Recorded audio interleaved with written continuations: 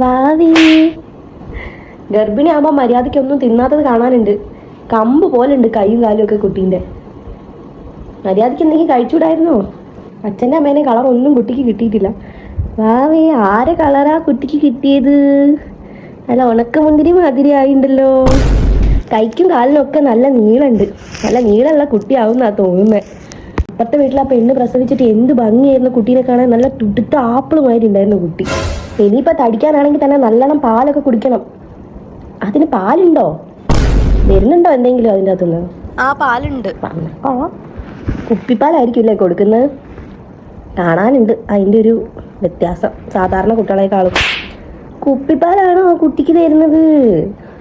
പൊക്കിലൊന്നും ഇതുവരെ താന്നില്ലല്ലേ? ഇനി ചിലപ്പോൾ ഇൻഫെക്ഷൻ ഒക്കെ ആവാൻ സാധ്യത ഉണ്ട്. ഉറക്കമൊക്കെ ഉണ്ടോ ഭാവയ്ക്ക്? ആ നന്നായിട്ട് ഉറങ്ങും. നന്നായി ഉറങ്ങുന്നുണ്ടോ? അധികം ഉറങ്ങിയാലും പ്രശ്നമാണ്. എന്തെങ്കിലും അസുഖം ഉണ്ടാവും ഉള്ളിൽ, അതാവും അധികം ഉറങ്ങണത്. നല്ല കരച്ചിലാണല്ലേ? ഇവിടുത്തെ കരച്ചിൽ എൻ്റെ വീട് വരെ കേൾക്കാം. ഇങ്ങനെ ചീറിയാൽ എങ്ങനെയാ?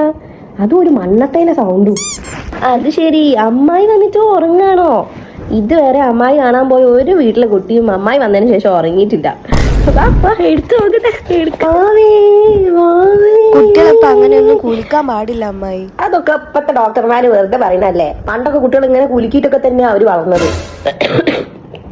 സാധാരണ എല്ലാരും പറയും കുട്ടിക്ക് ഉമ്മയൊന്നും വെച്ചുകൂടാന്ന്. അതൊക്കെ വെറുതെയാ. പണ്ടൊക്കെ നമ്മൾ എത്ര ഉമ്മ വെച്ചിട്ടാ ഇല്ലേ? ഒരു കുട്ടികളെ കാണുമ്പോൾ ഉമ്മ വെക്കാണ്ടിരിക്കുക എങ്ങനെയാ?